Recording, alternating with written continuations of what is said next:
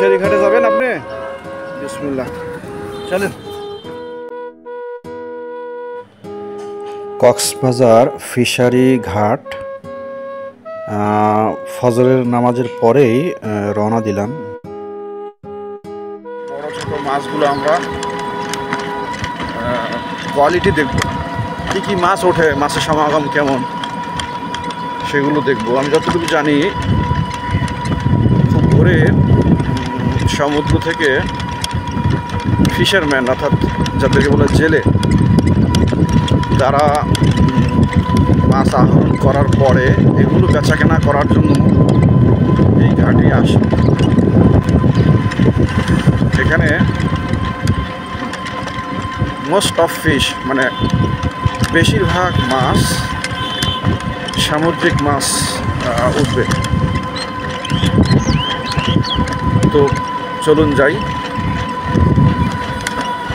আমরা ফিশারি ঘাটে যাই, সাথেই থাকুন।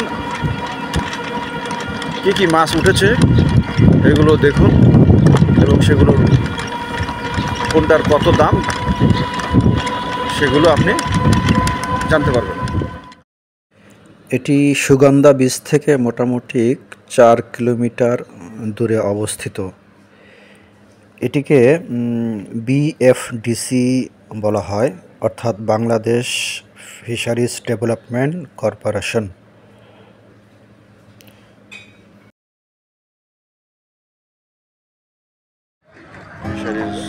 ফিশারি ঘাট না এটা? সমুদ্র থেকে আহরিত মাছ এখানেই ডিস্ট্রিবিউট হয়। কক্সবাজারের মধ্যেই এটাই সবচেয়ে বড় মাছের বাজার। প্রতিদিন আনুমানিক 32 টন মাছ এখানে কেনাবেচা হয়। তার মধ্যে প্রায় 40% এখানে লোকালি কনজিউম করে এবং 60% দেশের বিভিন্ন জায়গায় এখান থেকে শিপ আউট করা হয় বা চালান দিয়ে দেওয়া হয়।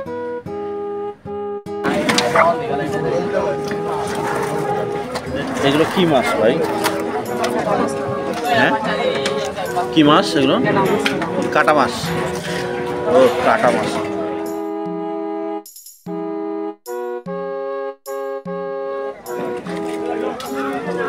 পোয়া মাছ না? হ্যাঁ। এগুলো কত করে কেজি বিক্রি হয়? কত করে কেজি বিক্রি হয়? 400 টাকা কেজি পাইকারি না? 400 টাকা কেজি।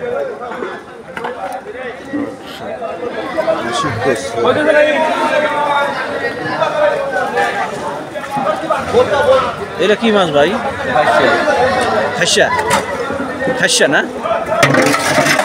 এগুলো কত কেজি বিক্রি হয়? 200 টাকা। জানতে পারলাম এই বিএফডিসি ঘাটটির এস্টাবলিশমেন্ট সাল 1965 এবং 66। এখানে ল্যান্ডিং ফ্যাসিলিটি, আইস প্লান্ট এবং ফিশারিজ অফিস বিল্ডিং আপডেটেড হয় 2001 এবং 2002 সালে। এটা কেজি বিক্রি হয়। আর এইটা কি না? এটা কি না? বাম পাশেরটা হ্যাঁ, পোয়া পোয়া পোয়া পোয়া। এটা কত কেজি বিক্রি হয়? 550, 500, 400 মানে সাইজ অনুযায়ী। আপনি কি এখানে ডাক নিচ্ছেন? নিয়ে যাবেন না কিনে এখন বিক্রি করার জন্য? এটা কোথায় বিক্রি করেন পরে? ও, পাইকারি বিক্রি করবেন। আর এরা এই যে ফিশারি ওই বোট এখানে আসে মাছ নেওয়া। আচ্ছা, ওই মাছ আসছে। ও, আরো বড় হয়ে যায়।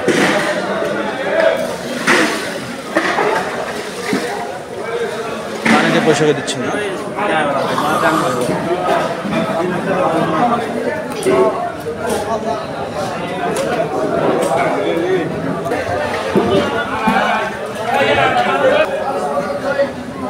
এটা হচ্ছে ভেটকি মাছ না ভাই, কোরাল মাছ না?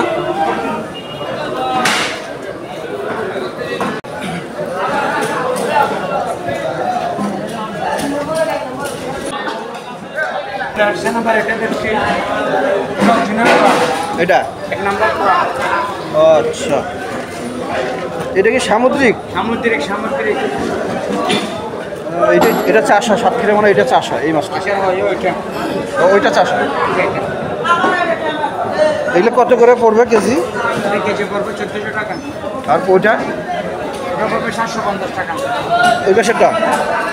ওই পাশেরটা? 750 ও এটার টেস্ট বেশি, তার মানে এটার টেস্ট বেশি, মজা বেশি এটা। দাম ভ্যারি কেন করে? দাম স্বাদ বেশি হয়ে গেলে তাই না, টেস্ট বেশি হয়ে গেলে। দামে বুঝতেছেন না আপনি? ও আচ্ছা, ইলিশও আছে সাথে। এক নম্বর বলার ইলিশ দেব 1400 টাকা কেজি, ওটা অরিজিনাল 1100 টাকা কেজি। ইলিশ এটা 2200 টাকা, এটা 1500 টাকা। এটা অরিজিনাল আর এটা ডুপ্লিকেট। ডুপ্লিকেটটা 700, অরিজিনালটা 1400। পোয়া না ভাই? এই সাইজের পোয়া কত করে কেজি বিক্রি হয়? 250 টাকা। এগুলো একটু কম দাম, কারণ এগুলো ওই সাইজটা ছোট। সবই সামুদ্রিক মাছ এগুলো। ও এগুলো যে কি মাছ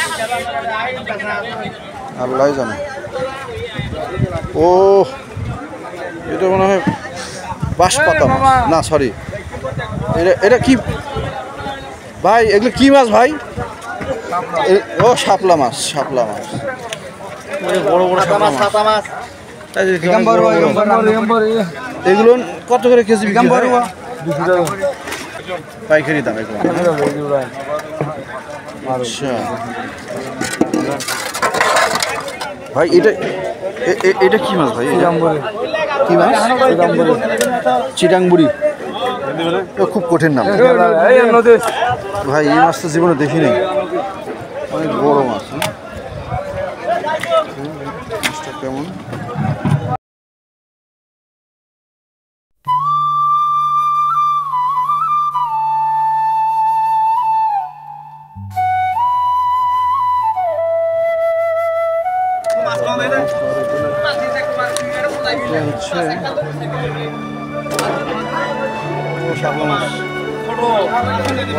ক্যারি করতে পারতেছি না, অনেক ওজন মনে হয়। এটা শাপলা মাছ না ভাই? এটা কি মাছ? এই যে উপরেরটা, এটা হলো তো বলি। ল্যান্ডিং ফ্যাসিলিটির সিঁড়িগুলো 2012-র সাইক্লোনে নষ্ট হয়ে যায় বিধায় বড় নৌকাগুলোন কাছে ভিড়তে পারে না। তাই ছোট নৌকাগুলোনে মাছগুলো লোড দিয়ে সেগুলো ঘাটে আনা হয়।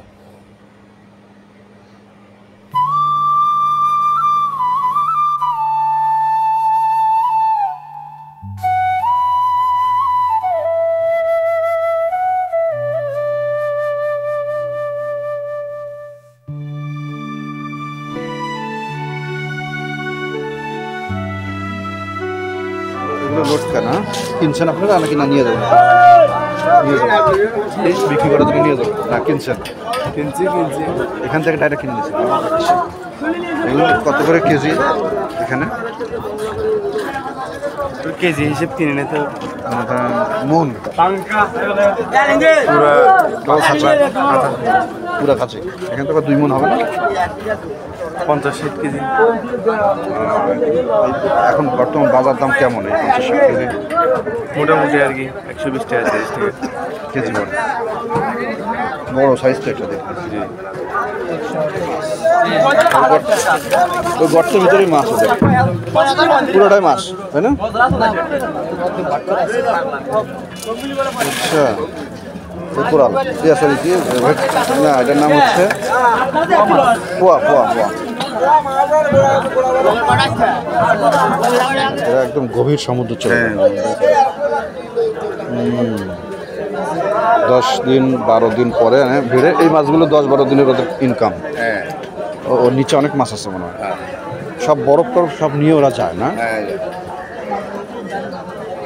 কষ্টকর লাইফ। হ্যাঁ, ও 10 দিন সাগরে থাকুন, তো বসে থাকতে হয় না, তো কাজ করতে হয় তো। সব সবুজ গন্ধে গেছে। আবার রিস্ক, লাইফ রিস্ক, কি বলেন? সব আমাদের জন্যই। হ্যাঁ, নাহলে তো কে ধরবে? আমরা তাদের ধরতে পারবো না। আল্লাহ কাউকে না কাউকে করাইয়া আমাদের রিজিক পৌঁছাবে।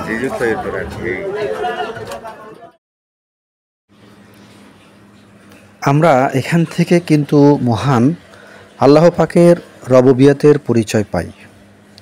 অর্থাৎ আল্লাহ পাক যে আমাদের এবং সমস্ত জীবের রব বা পালনকর্তা, তা আমরা একটু চিন্তা করলে খুঁজে পাই। উদাহরণস্বরূপ যদি একটি পুঁটি মাছ আমরা নেই এবং এই পুঁটি মাছের যখন আয়ু শেষ হবে, তখন ধরি একটি শোল মাছ যা তা অপেক্ষা বড়, তার ক্ষুধা লাগে, তখনই তার সামনে এই পুঁটি মাছটি পড়ে যায় এবং শোল মাছ পুঁটি মাছটিকে খুব দ্রুত ধরে খেয়ে ফেলে। আবার শোল মাছটির যখন আয়ু শেষ হবে, তখন সে তা অপেক্ষা বড় বোয়াল মাছের মুখে পড়ে যায়। আবার বোয়াল মাছের যখন আয়ু শেষ হয়ে যায়, তখন সে কোনো জেলে বা মাছ শিকারীর কাছে ধরা পড়ে মহান আল্লাহ পাকের হুকুমে। অতঃপর এই মাছ বাজারে উঠালে যেই ক্রেতার ক্ষুধা বা মহান আল্লাহ পাক যার রিজিক লিখে রেখেছেন, সে কিনে বাড়ি নিয়ে ইহাকে ভক্ষণ করে। এই প্রক্রিয়াতেই রববিয়াত বা আল্লাহ পাক যে পালনকর্তা, তার পরিচয় পাওয়া যায়। বিজ্ঞানীদের ভাষায় ইহাকে বা এই প্রক্রিয়াকে বাস্তুতন্ত্র বলে। এখন প্রশ্ন করতে পারেন যে তিমি মাছটা কে ধরবে? তিমি মাছও যদি কেউ না ধরে, তাহলে তিমি মাছের মৃত্যুটা কিভাবে হবে? তাকে কে খাবে? তিমি মাছও একটা বিশেষ সময়ে যখন তার মৃত্যু আসে বা মৃত্যু হবে, তখন আল্লাহর হুকুমে তিমি মাছ গভীর সমুদ্রে গিয়ে একদম সমুদ্রের তলদেশে চলে গিয়ে সে আর সাঁতার কাটে না, এবং মানে আল্লাহর হুকুমেই সে হয়তো সাঁতার কাটে না এবং সেখানেই সে মারা যায়। এই তিমি মাছের যে মৃত যে লাশটা, বিশাল বড় দেহ, এটা মানে সমুদ্র লবণাক্ত পানির কারণে হয়তো পচে যায়, এবং এর যে মাংস ওই সময় কিছু থাকে, অনেক প্রাণী সেগুলো ভক্ষণও করে।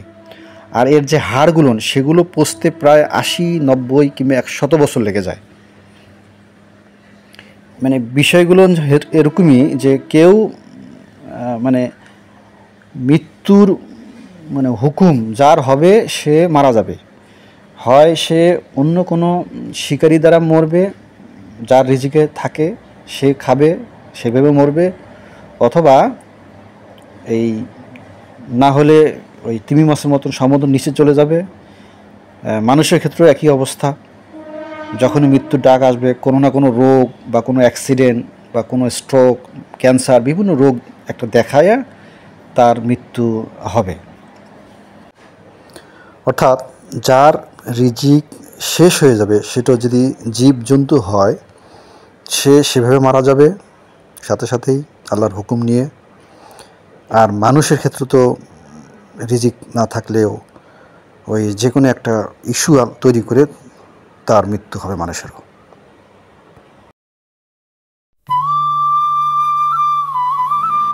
দেখুন, এই জেলেদের পেশায় এরা উপকূল থেকে গভীর সমুদ্রে পাড়ি দেয় পরিবার ছেড়ে এবং জীবনের কঠিন ঝুঁকি নিয়ে। প্রায় 10-12 দিন গভীর সমুদ্রে রাত দিন অত্যন্ত পরিশ্রম করে আজকে তারা আমাদের জন্য মাছ নিয়ে এসেছে। তাদের কত পরিশ্রম, কত ত্যাগ তিতিক্ষা। আবার আছে মাছ সাগরে জীবনের ঝুঁকি, জলোচ্ছ্বাস, সমুদ্রের নিম্নচাপ, আবার অনেক সময় জলদস্যুর আক্রমণও শিকার হতে হয়। নিজেকে নিয়ে একটু চিন্তা করে দেখলাম, মহান আল্লাহ পাক আমাদেরকে কত আরাম আয়েশ এবং নিয়ামতের মধ্যে রেখেছেন, কত সহজে রিজিক পৌঁছাচ্ছেন আমাদেরকে। আলহামদুলিল্লাহ।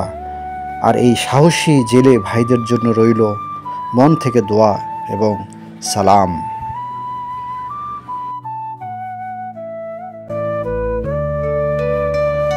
হাঁটতে হাঁটতে একটু ক্ষুধা পেয়ে যাওয়ায় সেখানে অবস্থিত কিছু ছোট ছোট রেস্টুরেন্ট, যেখানে পুরি, চা এবং গুলগুলা এগুলো পাওয়া যাচ্ছিল, সেগুলোই খেয়ে নিলাম।